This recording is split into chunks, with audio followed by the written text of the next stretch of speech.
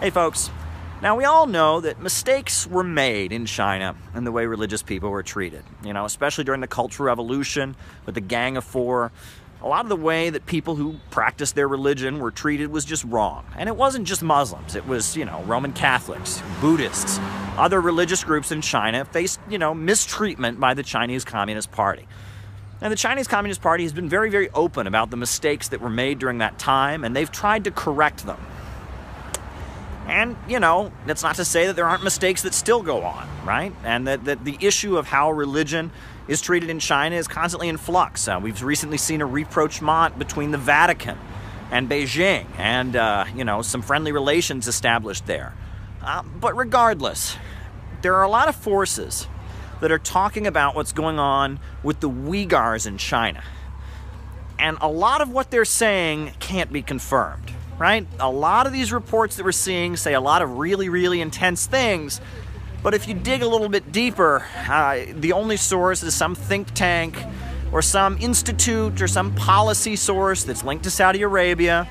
We're seeing a lot of personal accounts from people. People are saying, well, I was here, I saw this, and they're all over Western media making their claim. And if you look a little deeper, these are people that are just anti-China activists that have an axe to grind. And a lot of them are linked to the Kingdom of Saudi Arabia, which really has no grounds to ever lecture anyone on human rights. So a lot of this needs to be taken with a grain of salt. And there's a lot of things that aren't being reported on. For example, in the Uyghur regions, there's been a huge amount of economic development. The Chinese government has gone in there and started, raising people up out of poverty. They've been building infrastructure. They've been increasing the level of employment, making sure there's good jobs there. And furthermore, what you're definitely not hearing in the media reports is how the Chinese government has been promoting Islam. Promoting Islam, right?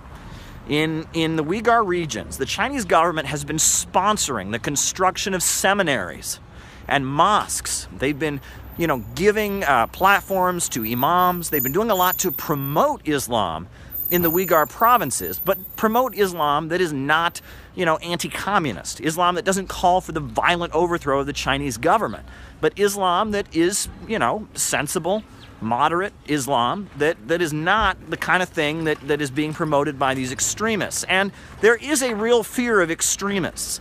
Read about these knife attacks that have happened in China, where people get on trains and pull out knives and just start killing people in big numbers. They have a real fear.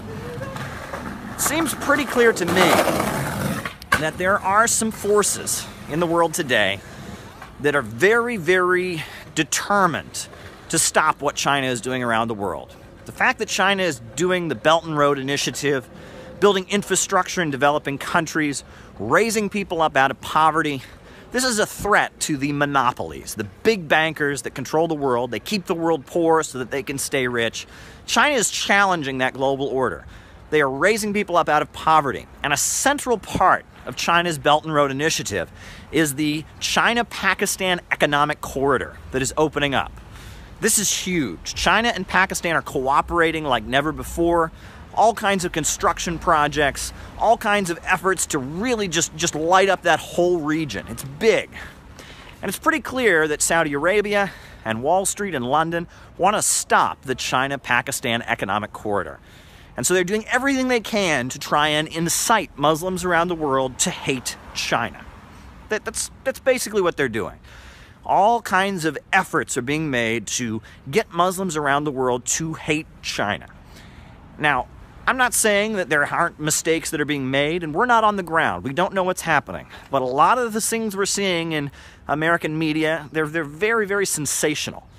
Meanwhile, China is actually doing a lot to improve the lives of people in the historically Islamic regions, giving them opportunities, giving them job training, building seminaries and mosques, providing economic opportunity.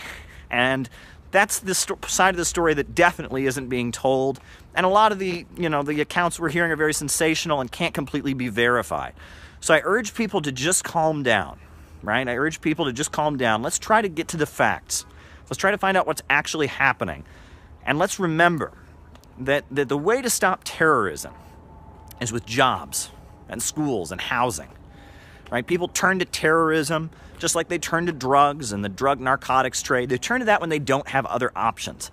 And what China is doing in the world today, by building infrastructure, building trains and airports and hospitals and schools, this is really important. This is the way to get out of terrorism. The fact that China has a program in Afghanistan where they're enabling children to get operations and surgeries they wouldn't be able to get by just going over the Chinese border. The fact that China is trying to give port access to Afghanistan so that Afghanistan can have manufacturing jobs, this landlocked country in Central Asia. This is all unprecedented. China is basically paving the way for a world where we don't have terrorism and drugs and the horrors that we're seeing. The China plan with Iran about trade and transport for Afghanistan to bring opportunities to Afghanistan to stop the drug trade, that's huge, right? The cooperation between China and Russia in terms of economic development, that's huge as well. And that China's role in the world is very, very good. And it seems to me that there are some forces that would really like to stop what China's doing. And part of doing that is inciting Muslims around the world to have hatred and resentment for the People's Republic of China. So I urge people to just kind of cool down, look for the actual facts, and take everything that the mainstream American media, and especially any media tied with Saudi Arabia, take anything they say with a grain of salt.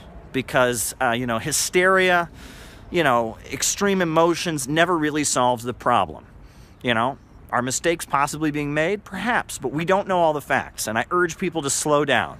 And let's remember that at this point, the way to stop terrorism is with jobs and schools and housing, and that China's One Belt, One Road initiative is the best hope that humanity has at this point.